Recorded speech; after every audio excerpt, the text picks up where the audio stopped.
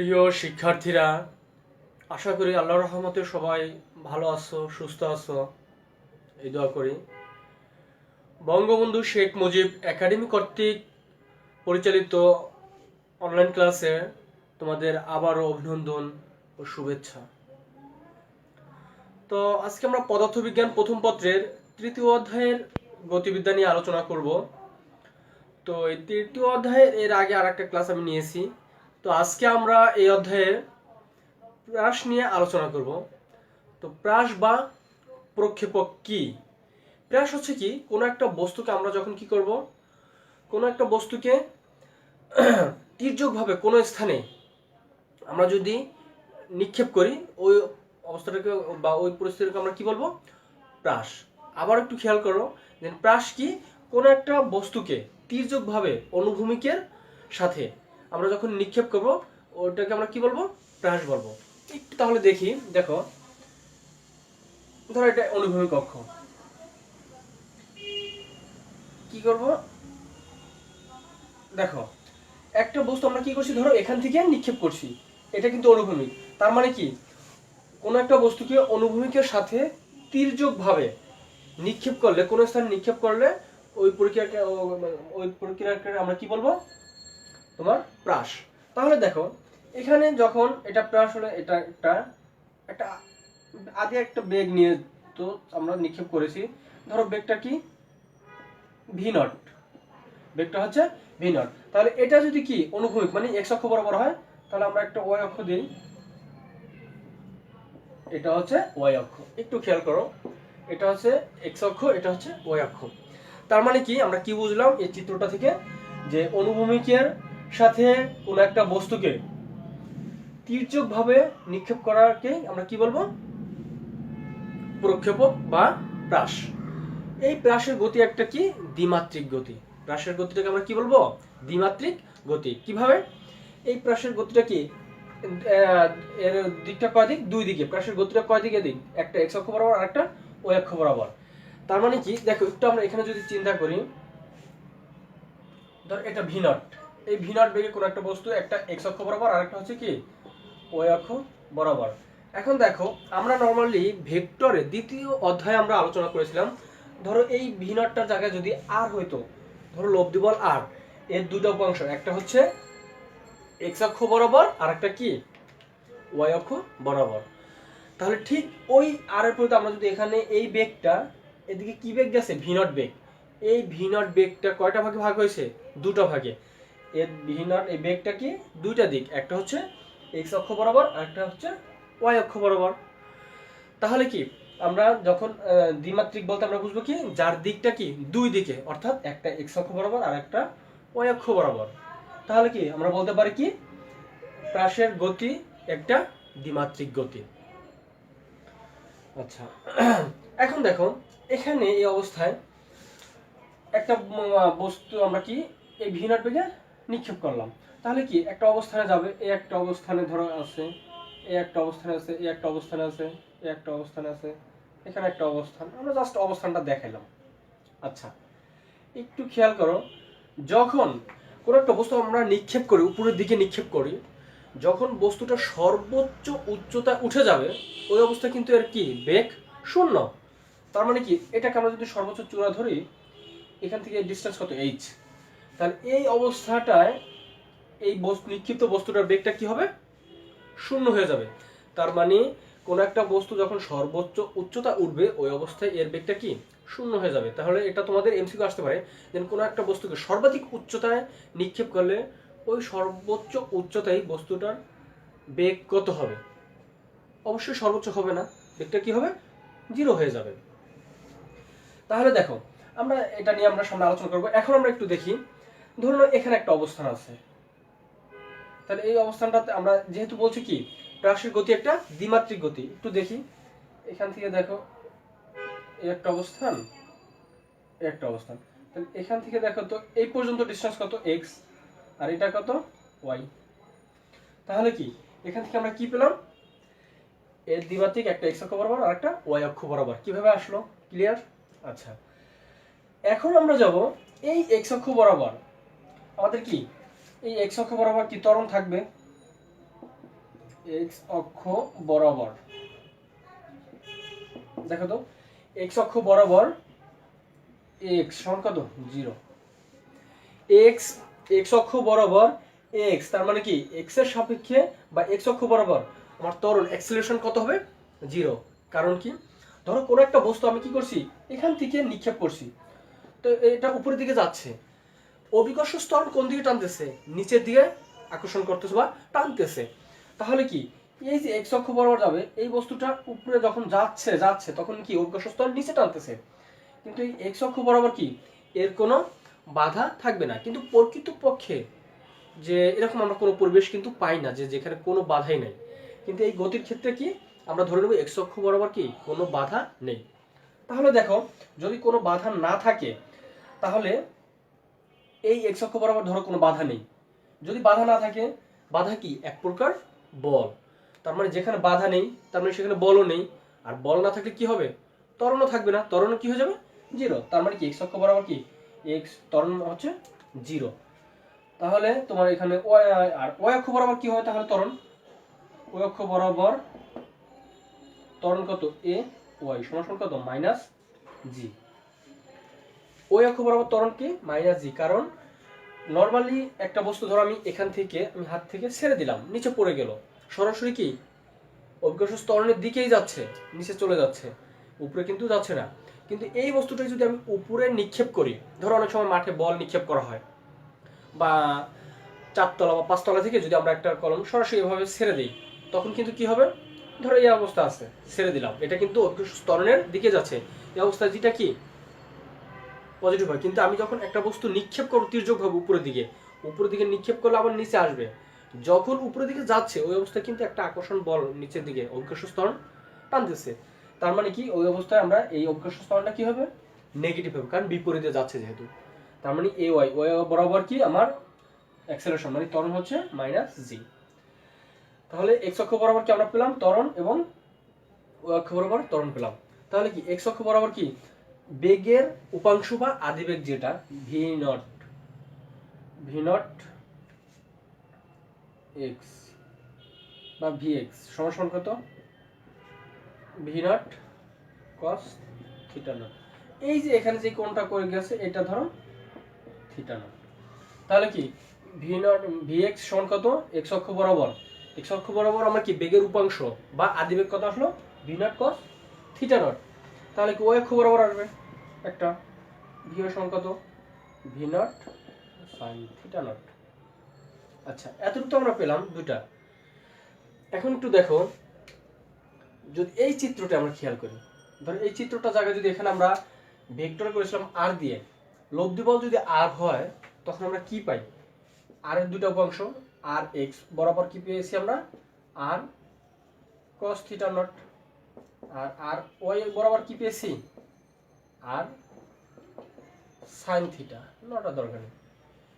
এখন যেহেতু এটা আর পেয়েছি তাহলে এই আর এর ক্ষেত্রে আমরা এখানে কি চিন্তা করছি ভি নট বেগ, আদিবেগ কি ভি নট, তাহলে এই আর এর পরিবর্তে যদি ভি নট থাকতো তো উভয় ক্ষেত্রে কি হয়ে যেত ভি নট, এখানে কি ভি নট, এটা হচ্ছে ভি নট এক্স, এটাও কি ভি নট ওয়াই, তারপর এখানে তাহলে আমরা v naught y v naught এটা দিই।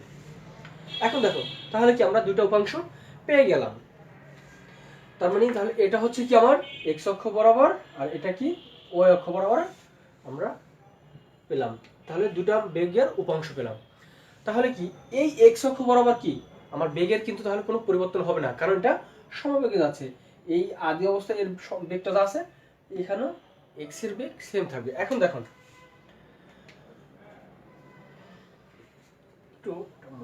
দেখো তো আমরা নর্মালি কি জানি এস ইকুয়াল কত ভি টি, একটা সূত্র জানি এস সমান ভি টি। এখান থেকেই এটা কোন ক্ষেত্রে এই সূত্রটা আমরা অ্যাপ্লাই করি সমবেগের ক্ষেত্রে, কোন ক্ষেত্রে সমবেগের ক্ষেত্রে। তাহলে যেহেতু এখানে আমরা এই এক্স অক্ষ বরাবর এটা কি কোনো কি বেগের পরিবর্তন হবে না আর ত্বরণটা কি শূন্য, তা আমরা এখন একটু খেয়াল করো ত্বরণ শূন্য কারণ কি আমরা নর্মালি কি জানি যখন ত্বরণের সংজ্ঞা থেকে আমরা কি জানি একক সময় কোনো একটা বস্তুর বেগ বৃদ্ধির পরিবর্তনের হারকে আমরা কি বলছি ত্বরণ বলি। এখানে ত্বরণ কি শূন্য, তার মানে বেগের কিন্তু কোনো পরিবর্তন হবে না। যদি বেগের পরিবর্তন না হয় তাহলে কি ত্বরণও হলো না। আমরা আগেই বলছি ত্বরণ যেহেতু শূন্য তার মানে বেগের কোনো পরিবর্তন হবে না, বেগ সেম থাকে মানে সমবেগ। তাই সমবেগের ক্ষেত্রে আমরা কি জানতাম সূত্র, এস ইকুয়াল ভিটি।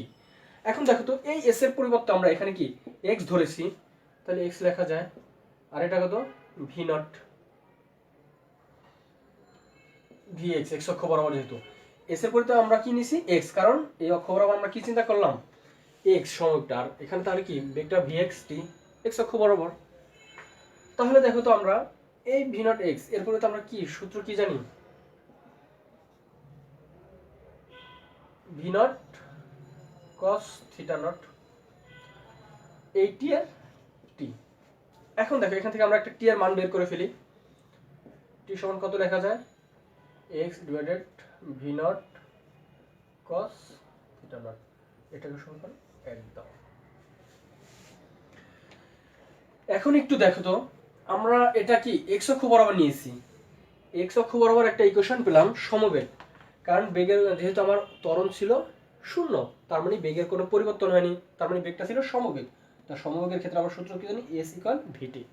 এখান থেকে দেখো আমরা টি বের করেছি।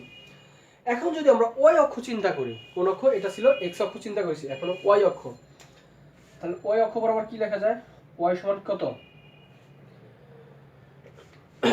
একটু দেখো আমরা একটা সূত্র জানি কি এস ইকুয়াল কত ইউটি প্লাস হাফ এ টি স্কয়ার, একটা সূত্র জানতাম। তাহলে এখানে এস এর পরিবর্তে আমরা কি ওয়াই অক্ষ বরাবর চিন্তা করছি, তাহলে কি লিখবো ওয়াই, আর এখানে বেগ কি ছিল ভি নট, তাহলে আমরা ইউ আর লিখবো না, ভি নট টি।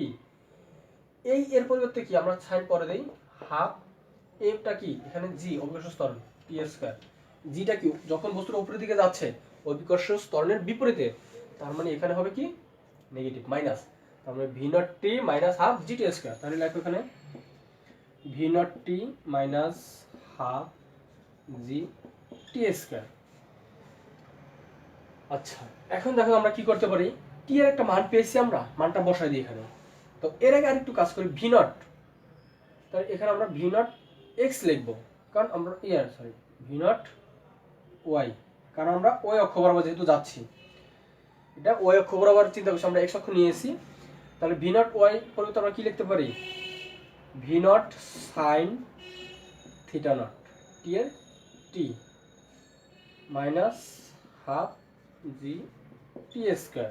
এখন দেখো v naught sine theta naught t, t এর পরিবর্তে মান বসাও x v naught cos theta naught minus half g t square, t square মানে কি এক্স স্কয়ার, নিচে কত v naught cos theta naught তার হোল স্কয়ার দিয়ে দাও। এই পর্যন্ত আশা করি প্রত্যেকে ক্লিয়ার হয়েছে। এখন দেখো ভি নট চলে যায়, তাহলে sign theta not cos theta not লিখতে পারে কি টেন থিটা নট, আর এখানে হচ্ছে কত এক্স এর এক্স।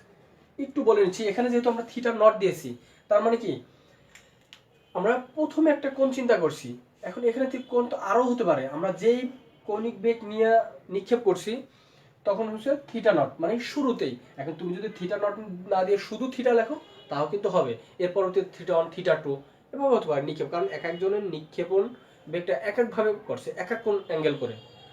আর ওই দিকটা বলতে আমরা কি বুঝি, কোন কি দিক, দিক বলতে হচ্ছে কোণ, যে কত কোণে নিক্ষেপ করলাম। তাহলে এখানে যেন আমরা থিটা নট দিয়েছি, এই জন্য আমি থিটা নট লিখলাম। যদি থিটা নট না লেখো শুধু থিটা লেখো তাও হবে, থিটা ওয়ান যদি লেখো তাও হবে। আচ্ছা তাহলে এখানে sine theta by cos theta, আমরা ত্রিকোণমিতিক সূত্র থেকে আমরা জানি যেটা sine theta by cos theta পড়তে কি লেখা যায় টেন থিটা, যেহেতু নট আছে নট এক্স এর এক্স মাইনাস হাফ, একটু সাজিয়ে লিখবো আমরা g v naught cos theta naught তার হোল স্কয়ার এই এক্স স্কয়ার।